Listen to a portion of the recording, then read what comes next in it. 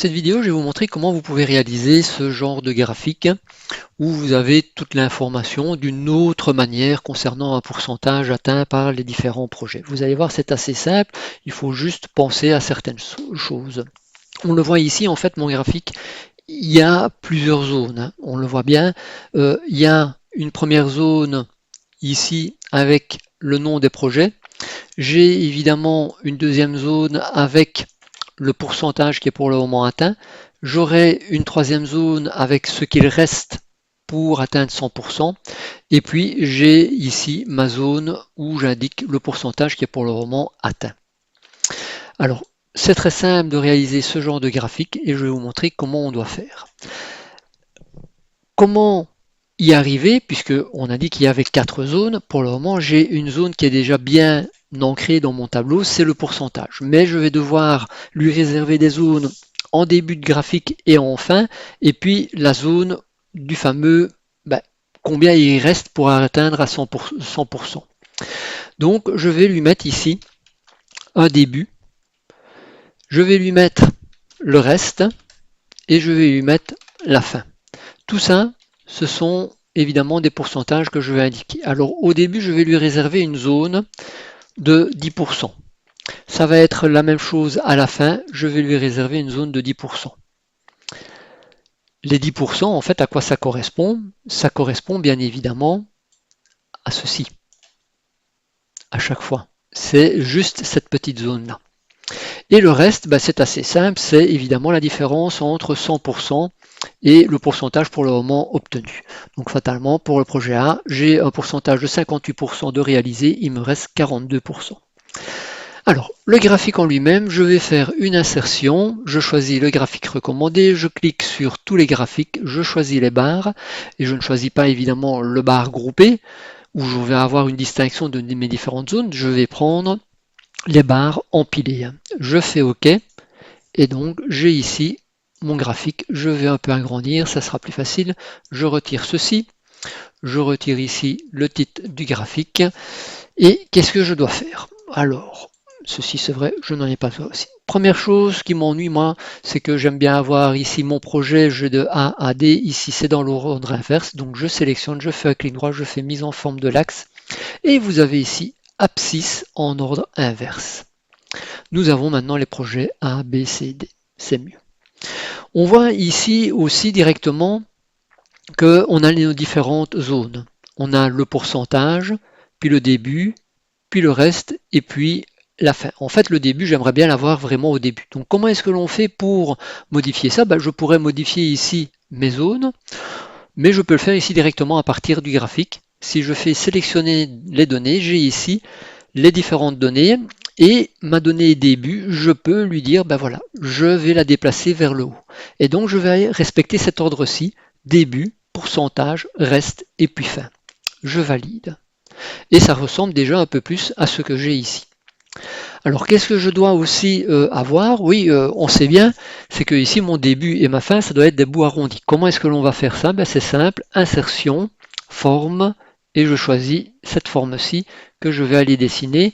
Alors directement, je mets en sorte que je fais en sorte que la hauteur soit 1 cm et la largeur 1 cm, donc comme ça c'est bien carré, on va dire. Je fais un remplissage noir, je fais un contour noir, j'ai ici ma fin. Pour avoir évidemment mon début, c'est très simple, je prends la même forme, puisque c'est aussi dans la même couleur, et je la retourne dans l'autre sens. Pour faire en sorte que ici, j'ai bien mon information, ou en tout cas ma mise en forme ici arrondie à gauche, c'est simple, je sélectionne cette forme-là, je fais un CTRL-C, je sélectionne ici dans mon graphique ma série de données début, je fais un CTRL-V. La même chose pour la fin, je fais CTRL-C, je sélectionne ici ma série fin, je fais un CTRL-V, c'est parfait. Qu'est-ce qu'il me faut? En fait, il faut que j'ajoute ici le projet. Donc, je vais sélectionner ici ma série, je clique sur le petit plus, l'étiquette de données, autre option, et là, je vais ici dans les étiquettes. Les étiquettes, là, je peux lui dire, voilà, je ne veux pas, parce que pour le moment, qu'est-ce qu'il a fait? Il m'a donné le pourcentage, oui, le pourcentage du début, de ma zone début, de ma série début. Mais moi, je veux qu'il aille dans la série projet. Donc, je vais lui dire, tu dois aller chercher les données ici. Je clique, je décoche évidemment ce qui est allé chercher mes valeurs et j'ai maintenant effectivement mes projets A, B, C et D. Je mets ça un peu plus grand, je le mets, allez, en 12, c'est bien comme ça. Je le laisse en centré, c'est pas mal.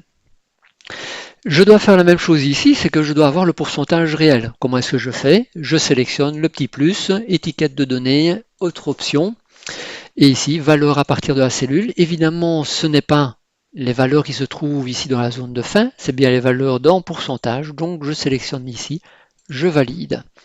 Je décoche ici, tchac tchac, oui, c'est vrai, je le mets en blanc, je le mets en gras, ça se voit nettement mieux. Je le mets en 11 par exemple, et je vais le mettre en intérieur base pour que ce soit aligné. On est déjà un peu plus loin. Je veux le pourcentage réel en noir, donc je sélectionne cette partie-ci. Je vais ici sur le remplissage. Je fais faire un remplissage uni en noir. Et pour le reste, je prends la même chose. Je fais un remplissage uni. Je les ai sélectionnés et je mets ici par exemple un gris. Qu'est-ce que je dois encore faire? Je vois ici que mon graphique, j'ai toujours mon axe ici ABCD, je n'en ai plus besoin. Je le sélectionne, je delete. Celui-ci, il va jusqu'à 140, mais en fait, est-ce que j'ai besoin d'avoir un axe qui va jusqu'à 140? Non, puisque j'ai de toute façon une zone qui va de 0 à 100% et j'ai réservé deux zones de 10% à gauche et à droite en début et en fin, donc au maximum j'aurai 120%.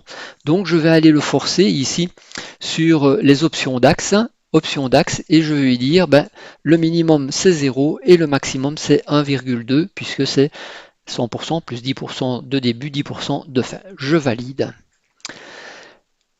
Et de cette manière, j'ai figé les limites. Donc, quoi que je rajoute, eh bien, il ne va plus bouger. Donc, ceci, je n'en ai plus besoin non plus pour mon graphique. Et donc, je les sélectionne, je fais delete et c'est très bien. Alors, qu'est-ce que je peux encore faire? Oui, je vois que c'est un peu tassé. Donc, simplement, je vais faire un clic droit sur mes zones. Et ce que l'on voit, c'est que j'ai une superposition des séries. Bah oui, 100%, ce qui est normal. Je veux toutes mes séries superposées. Je veux le début, le pourcentage, le reste et la fin qui soient superposés sur une belle ligne horizontale, c'est ce que j'ai. Par contre, la largeur d'intervalle, j'ai pour le moment 150. Je pourrais certainement me débrouiller avec 100. Ça ressemble un peu plus au modèle que j'avais. Donc ici, je vais aussi retirer la mise en forme. J'avais un contour, je n'ai plus besoin de contour. Et je peux remettre ceci, voilà, de cette manière. Et vous avez donc ici, par exemple, pour le projet C, maintenant je mets qu'on a atteint 13%, et bien automatiquement votre graphique va se mettre à jour. Vous avez ici la zone qui se met tout à fait normalement avec le pourcentage et vous avez ici l'étiquette qui se modifie automatiquement à 13%. Voilà, j'espère que vous avez appris quelque chose et puis à la prochaine.